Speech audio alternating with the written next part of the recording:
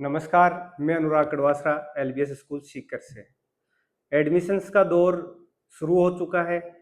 प्रत्येक अभिभावक ये सोच रहा है कि मेरे बच्चे को ऐसे स्कूल में भेजूं जहां पर पढ़ाई के साथ साथ उनकी पर्सनल केयर भी हो सके। तो आइए बात करते हैं एलबीएस स्कूल की।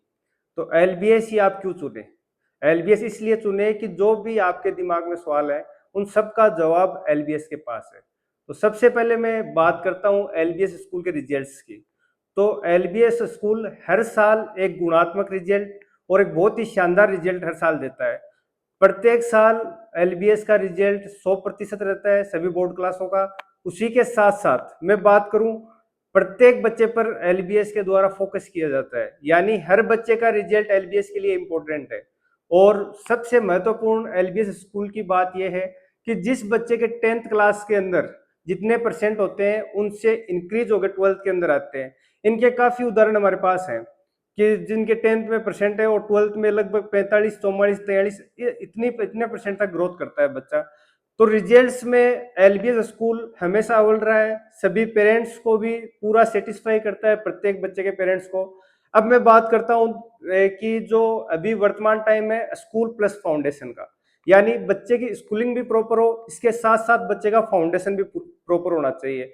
न अकेले स्कूलिंग से काम चलता है, न अकेले फाउंडेशन से काम चलता है।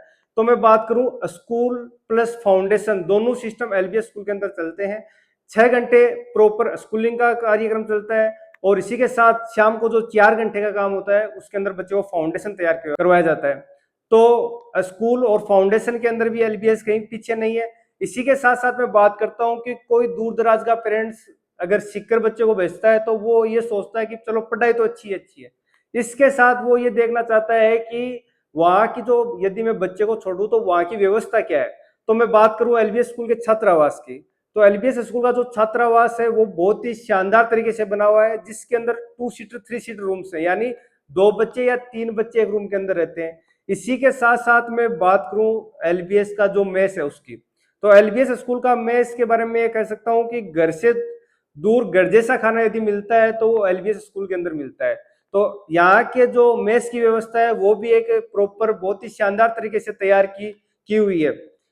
इसके अलावा मैं बात करूं कि अभिभावक और स्कूल के बीच जो पारदर्शिता होती है बच्चे को लेके, वो भी एलबीएस के अंदर बहुत शानदार तरीके से रहती है।